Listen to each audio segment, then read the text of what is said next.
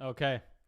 Well, I knew this Thursday night game was not going to be good. I thought it was going to suck because we were watching the Houston Texans and the Carolina Panthers, and it sucked for an entirely different reason. I guess we have Christian McCaffrey now injured, and let's take this video. Let's first send out a prayer for Christian McCaffrey. Get well, my friend. Get well because, of course, a ton of fantasy football managers are relying on you. A ton of fantasy football managers thought that you were going to be the clear 101. I mean, the clear running back one, as I did. And clearly that is not happening now. We have a lot of people out in the live stream talking about how they have Christian McCaffrey.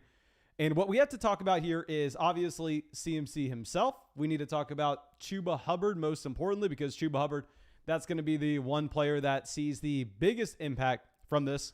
But of course, if you have not already, make sure you go down there, drop a like on the video, subscribe to the channel, leave a comment with what you think this means about Christian McCaffrey. And if we're pulling this up right now, Christian McCaffrey's injury list, let's just go since 2019. So over the past 2 seasons, 2019, he has a knee strain where he pops up on 2 injury reports. He has a foot strain as well in 2019 where he's on an injury report. And then in 2020, of course, this is the season that he misses almost the entire year with a multitude of injuries. He has the high ankle sprain. That keeps him out 6 weeks. He has an AG joint sprain, which is actually in the shoulder, which misses 3 games for him. And then he also suffers a thigh injury near the end of the season.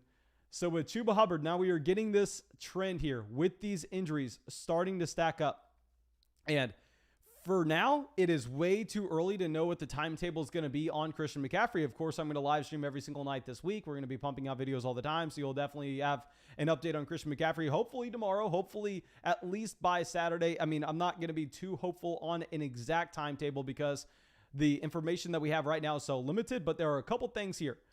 The fact that he was actually ruled out of this game at the beginning. As soon as he left the field, he was ruled out for the game. Now, that is very concerning. Now, he did walk himself out of medical tent, which of course you like to see, but it's a hamstring injury. I don't necessarily think you have to be too worried about that not happening.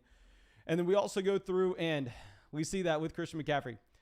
This is going to be a competitive team. I think it's a little bit of a different scenario than they were in with 2020, where we know in 2020 with Teddy Bridgewater, this team really had no shot to make any noise. But assuming that they're able to close this game out against the Houston Texans tonight, they could be in a position where they start off the season 3-0, and that could realistically line them up to be a playoff team this season.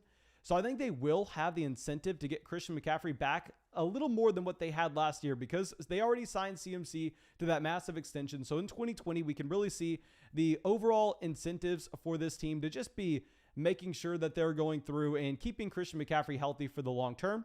Now they do have that incentive with a winning team to get him back a little earlier on. But before we know the exact timetable on Christian McCaffrey, let's go through and let's talk about the important thing that we're going to be seeing here, and that's the impact to Chuba Hubbard and the other players in this offense. We'll first talk Chuba Hubbard. Later on, we'll talk about some other small impacts that I think people will be overlooking, assuming that Christian McCaffrey misses a few weeks here. And Chuba Hubbard is a running back that I actually really liked in Dynasty Fantasy Football as a very late pickup.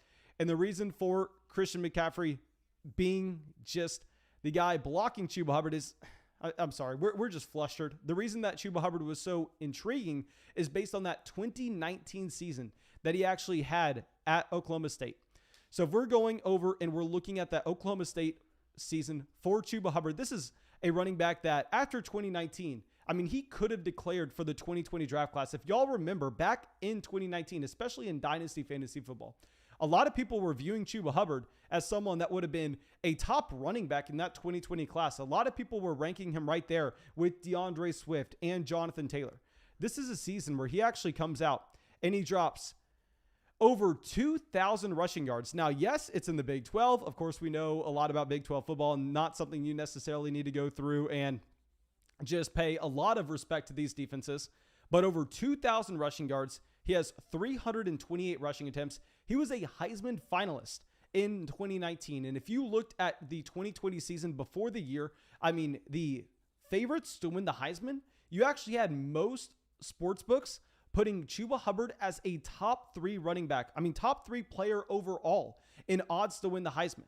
Like, people were projecting Chuba Hubbard to come out and be some unbelievable running back this season. Now, I will say there are a couple things that happened. So, you have the off-the-field stuff happening with his coach and himself this past year. Obviously, COVID as well. And I am the first person to say that, especially in like regular life, in my personal life, fantasy football, I don't care what it is. I get very annoyed when people try to use COVID as an example for something. I don't want people to come out and say, oh, it was a COVID season in 2020. You can't look at his stats. They don't matter. Of course they matter. But I think in the case of Chuba Hubbard, maybe it makes a little more sense for us to actually be able to use this excuse with him, because you go back to 2018, his first season at Oklahoma State. This is a running back that had 6 yards per carry. And in 2019, with 13 games played, 328 carries, he actually had 6.4 yards per carry. And then in 2020, this drops down to 4.7. So 4.7 yards per carry in 2020. Just a complete collapse in efficiency for Chuba Hubbard. He had a multitude of injuries that he was also dealing with. He was only able to play 7 games this season, and he just fell off the face of college football. I mean, this is a player that went from being a Heisman finalist to someone that nobody was talking about whatsoever. Now, if we're pulling up where he went in the NFL draft, he actually ends up going in the 4th round, which of course is not great for us trying to project a running back to get a lot of usage going into their rookie season. Now, this is a little bit of a different scenario where in Carolina, you pull up this Carolina Panthers running back depth chart, and you're actually seeing behind Chuba Hubbard, the only other real running backs they have, Royce Freeman. I think that Royce Freeman, if you actually have Christian McCaffrey being out a long duration of time, of course, Chuba Hubbard becomes the number 1 priority pickup. But beyond that, I would still be fine picking up Royce Freeman, a 3-down running back out of Oregon in that 2018 draft class. He could never really get going with Denver, but I think that he does profile to be that 3-down player. Maybe you see him getting some utilization, and that's maybe what keeps Chuba Hubbard from all of a sudden turning into a top 12 running back. Now, if we go through and if we also look at Chuba Hubbard, we have to acknowledge some more red flags, not just the down year that he had in 2020, but also the fact that one of the reasons you love Chuba Hubbard from a prospect standpoint after that 2019 season going into 2020, when a lot of people thought that he was going to be declaring and he was going to be up there with Jonathan Taylor, a lot of people thought he was going to be up there with DeAndre Swift, is also this player was sold to be a track star. I mean, Chuba Hubbard was supposed to be an elite speed running back, and he comes out and he actually runs a 4.51 40-yard dash at his pro day, which is significantly slower than the majority of people were expecting. Now, I'm going to say that's not holding him back too much, but I will say that maybe plays in a little bit with him not taking that 2020 season seriously. Maybe that plays in a little bit to just Chuba Hubbard not necessarily being the same running back in 2020 that he was in 2019. Now, the other red flag that we're going to see is if you look at Chuba Hubbard's college target share, it was actually down at 6.6%. And if you go through and just talk about what we have historically drawn up for a minimum threshold for a college target share for a running back to get a decent amount of usage in their NFL offense once they get to the pros, that minimum threshold is actually going to be 8.5%. So Chuba Hubbard does not profile to be a pass catching running back. Now, with that being said, he's already been very impressive considering the limited number of snaps that he has had so far in 2021 with drawing targets. I believe he's had 3 targets so far this game in the first half. One of those was on a design screen. I mean, you saw an ugly drop at the same time, but they're at least trying to get him involved in the passing game, which would definitely raise the overall ceiling of Chuba Hubbard. I will definitely acknowledge that. Now, outside of this, I want us to get excited about Chuba Hubbard. I want us to definitely go out there and pick him up everywhere we can. But please don't be projecting him all of a sudden to be a top 12 running back. He is a great talent. I want to be a little worried, though, that they may use Royce Freeman in this backfield. I mean, you could make the argument that Royce Freeman is maybe just a name and maybe someone that he was cut for the Denver Broncos for good reason. Now, going to the other players in this offense, someone that I think this drastically helps, and it's going to be hard for you to quote-unquote buy low on this option because he's been fantastic so far tonight in a primetime game. DJ Moore. A big thing that we talked about with Christian McCaffrey after week 1 is the fact that you're looking at Christian McCaffrey and he was seeing about 9 targets a game. I mean, he got 9 targets in almost the first half in week 1. And I came out here and I said, we loved DJ Moore coming into the season. But if Christian McCaffrey is getting 9 targets out of the backfield, then we do have to be a little bit concerned with what we can find in just this overall flow of the offense if DJ Moore is going to get enough usage in the receiving game. However, I mean, now that Christian McCaffrey's out, I can guarantee you the running backs on this team, they're not going to be combining for the same level of target share that Christian McCaffrey had before. We know that DJ Moore does run a little bit of his route tree over the middle of the field, closer to the line of scrimmage, similar to where you would expect Christian McCaffrey and other running backs to be running their routes.